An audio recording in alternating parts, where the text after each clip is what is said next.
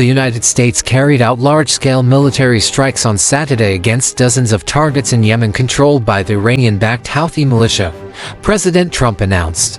It was the opening salvo in what senior American officials said was a new offensive against the militants and a strong message to Iran, as Mr. Trump seeks a nuclear deal with its government. Air and naval strikes ordered by Mr. Trump hit radars, air defenses, and missile and drone systems in an effort to open international shipping lanes in the Red Sea that the Houthis have disrupted for him. Once with their own attacks. At least one senior Houthi commander was targeted. The Biden administration conducted several strikes against the Houthis but largely failed to restore stability to the region. U.S. officials said the bombardment, the most significant military action of Mr. Trump's second term so far, was also meant to send a warning signal to Iran. Mr. Trump wants to broker a deal with Iran to prevent it from acquiring a nuclear weapon, but has left open the possibility of military action if the Iranians rebuff negotiations. Today, I have ordered the United States military to launch decisive and powerful military action against the Houthi terrorists in Yemen, Mr. Trump said in a message on Truth Social. They have waged an unrelenting campaign of piracy, violence, and terrorism against American and other ships, aircraft, and drones. Mr. Trump then pivoted to Iran's rulers in Tehran. To Iran, support for the Houthi terrorists must end immediately. Do not threaten the American people, their president, who has received one of the largest mandates in presidential history, or worldwide shipping lanes. If you do, beware, because America will hold you fully accountable. U.S. officials said that airstrikes against the Houthis arsenal, much of which is buried deep underground, could last for several weeks, intensifying in scope and scale depending on the militants' reaction. U.S. intelligence agencies have struggled in the past to identify and locate the Houthi weapons systems, which the rebels produce in subterranean factories and smuggle in from Iran. Some national security aides want to pursue an even more aggressive campaign that could lead the Houthis to essentially lose control of large parts of the country's north, U.S. officials said. But Mr. Trump has not yet authorized that strategy.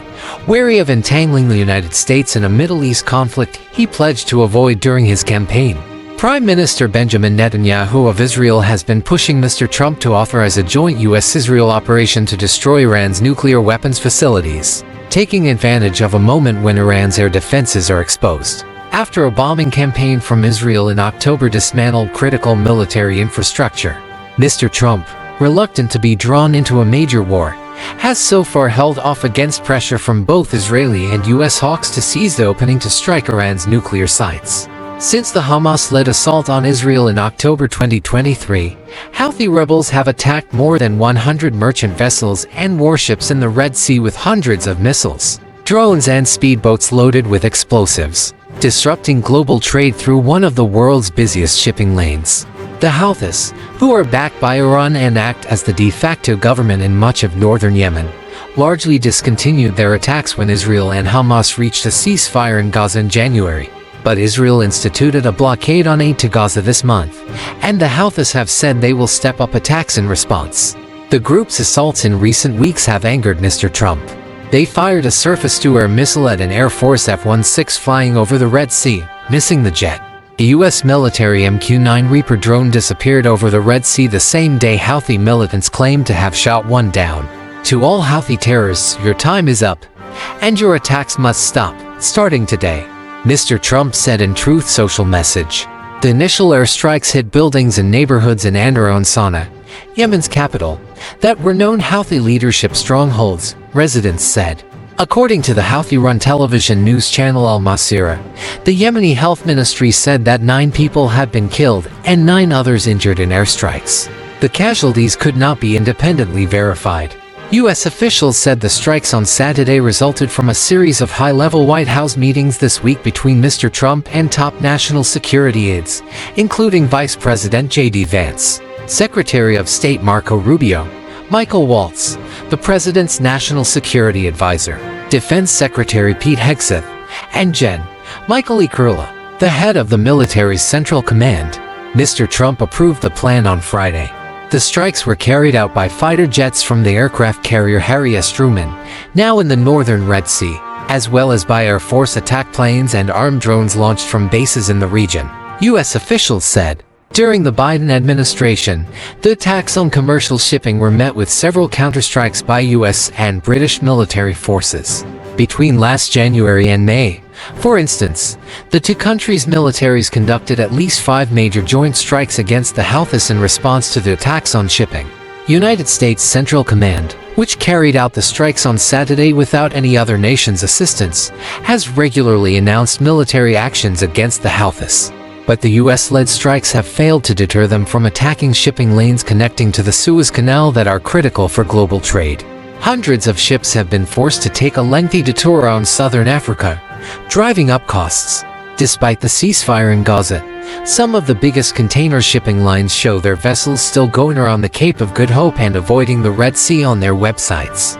The Biden administration tried to chip away at the ability of the Houthis to menace merchant ships and military vessels without killing large numbers of Houthi fighters and commanders, which could unleash even more mayhem into a widening regional war that officials feared would drag. In Iran, fears of that broader regional conflict have greatly subsided in the months since Israel decimated Hezbollah and Hamas, two main armed proxies for Iran in the region, and destroyed much of Iran's air defenses with a series of punishing airstrikes last fall that left the country vulnerable to an even larger Israeli counterattack should it retaliate.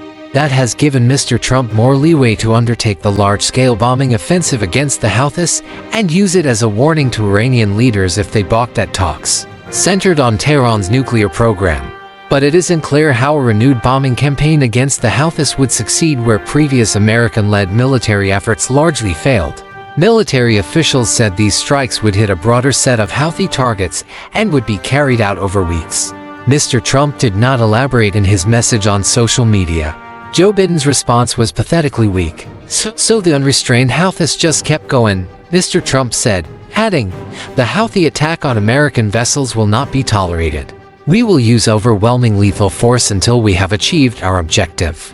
The Houthis, whose military capabilities were honed by more than 8 years of fighting against a Saudi-led coalition, have greeted the prospect of war with the United States with open delight. The Houthis, a tribal group, have taken over much of northern Yemen since they stormed the nation's capital, Sana'a, in 2014, effectively winning a war against the Saudi-led coalition that spent years trying to rout them. They have built their ideology around opposition to Israel and the United States, and often draw parallels between the American-made bombs that were used to pummel Yemen and those sent to Israel and us, in Gaza. In late January, Mr. Trump issued an executive order to redesignate Yemen's Houthi rebels as a foreign terrorist organization, calling the group a threat to regional security, the White House said. Critics argued the move will worsen an already dire humanitarian crisis in the country. The order restored a designation given to the group, formerly known as Ansar Allah, late in the first Trump administration. The Biden administration lifted the designation shortly after taking office, partly to facilitate peace talks in Yemen's civil war. Last year, however, the Biden team reversed course, labeling the Houthis a specially designated global terrorist organization, a less severe category in response to attacks against U.S. warships in the Red Sea. Officials in Washington and the Middle East were bracing on Saturday for a Houthi counterattack. The Houthis spokesman, Mohammed Abdulsalam, said on social media on January 22 that supporting the Palestinian cause would remain a top priority even after the ceasefire in Gaza. The Houthis have said they would stop targeting all ships upon the full implementation of all phases of the ceasefire agreement. But at the same time, the Houthis warned that if the United States or Britain directly attacked Yemen, they would resume their assaults on vessels associated with those countries. Evidence recently examined by weapons researchers shows that the rebels may have acquired new advanced technology that makes their drones more difficult to detect and helps them fly even farther.